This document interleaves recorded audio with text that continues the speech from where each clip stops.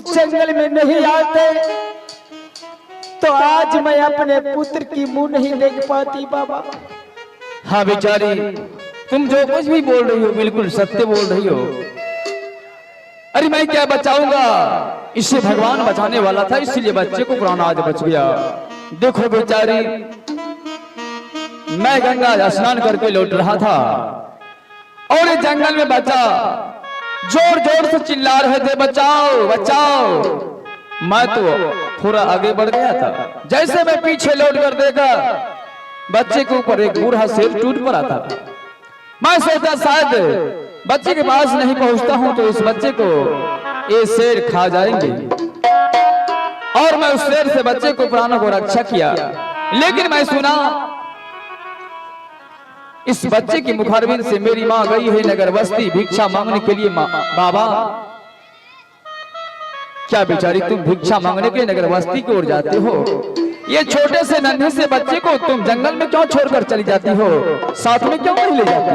बाबा, मैं बच्ची को अपने साथ में इसलिए नहीं लेकर के जाती हूँ, अगर नगर बस्ती भीख मांगने के लिए जाती हूँ, नगर बस्ती के बच्चों ने हमें एक भिखारी कह करके ईटा पत्थर कंकल मारते हैं। अगर वो ईटा पत्थर मेरे पुत्र को लग जाएंगे तो वो नहीं सह पाएंगे बाबा। समझ गया बेचारी, नगर बस्ती के बच्चे लोग तुम्हें एक भिखारन बेसहारे कहकर तुम्हारे ऊपर कंकर पत्थर से चुपराते हैं। हाँ बाबा। कोई बात नहीं, अब कहीं जाना तो बच्चे को साथ में लेकर जाना। लेकिन बाबा, लेकिन का मतलब क्या? आप कहाँ की रहने वाले हैं बाबा? आपका कहाँ घर है बाबा? अरे बेचारी, सन्यासी का जहां घर वहीं घर होता है, सन्यासी का घर से क्या मतलब है? नहीं बाबा, सन्यासी का भी घर होता है बाबा। बाबा, आप अपने परिचय बताने से क्यों खुशा रहे बाबा? आप बताइए बाबा, कहाँ आपका घर है, क्या नाम है, कहाँ की रहने वाले हैं? लेकिन बेचारी, इस जंगल में ये सब नहीं पूछो तो अच्छा होता। बेचारी, जब मुझे घर के बारे में पूछते हो मुझे बीती हुई याद आने लगती है और आंखों में आंसू छा जाते हैं बेचारी। नहीं बाबा, ये आप क्या कह रहे हैं? जब तक आप अपना परिचय नहीं देंगे बाबा तो मैं आपको कैसे जानूंगी आपका कहाँ घर है, कहाँ की रहने वाले हैं? हाँ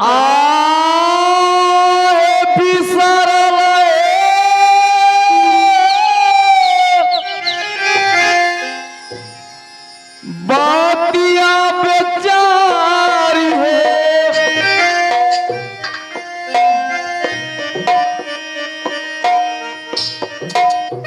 भूल याद है आवई जंगल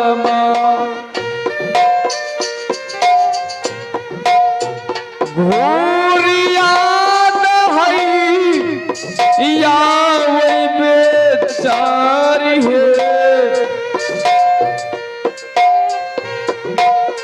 नाही पूछा ऐसन जानिया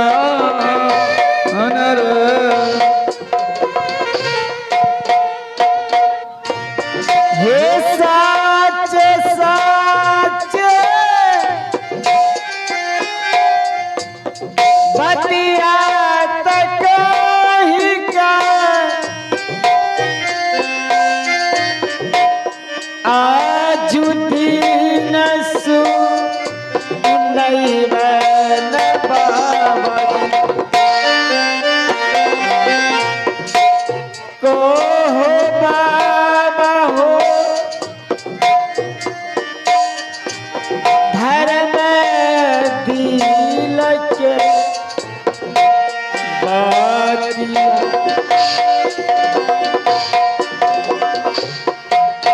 हे भगवान, बेचारी हाँ बाबा। अगर तुम जिद करती हो तो मुझे बताना ही होगा।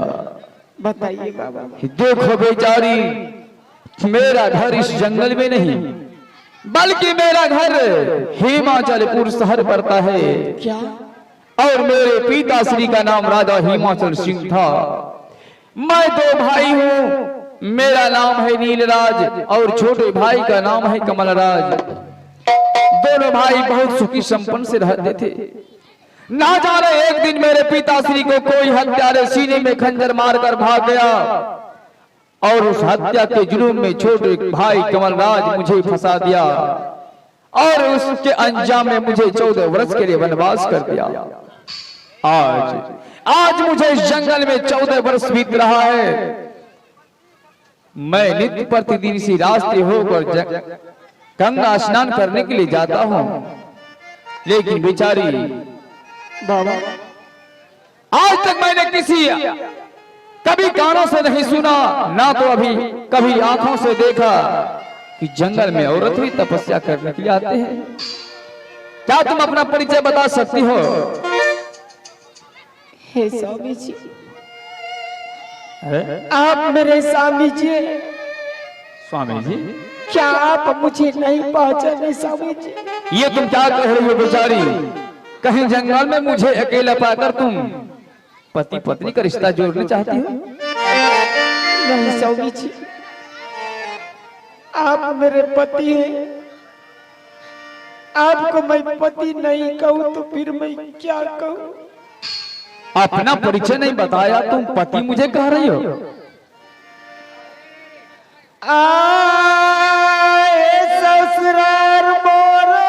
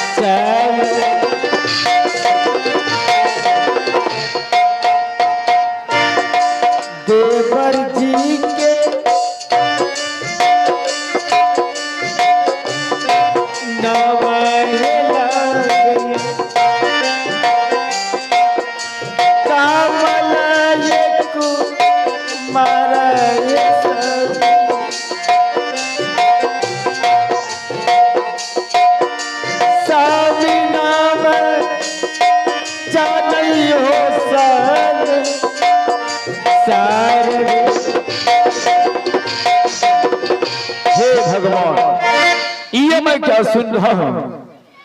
जहां मैंने अपना घर हिमाचलपुर शहर बताया तो तुम मुझसे ससुराल कहकर संबोधित कर रही हो। मैंने अपने पिताश्री का नाम राजा हिमाचल सिंह बताया तो तुम मुझसे ससुर कह रही हो। और मैंने अपने भाई को नाम कमलराज बताया तो तुम उसे देवर कहकर संबोधित कर रही हो। मैंने अपना नाम नीलराज बताया तो तुम अपने हृदय में छिपा कर रखी हो। ये क्या? मैंने तो अपनी पत्नी को महल में छोड़कर आया था, तू जंगल में कैसे आ गया? अगर ये बात सत्य है तो तुम अपना घूंघटा उघाड़ कर मुझे क्यों नहीं दिखा सकती हो?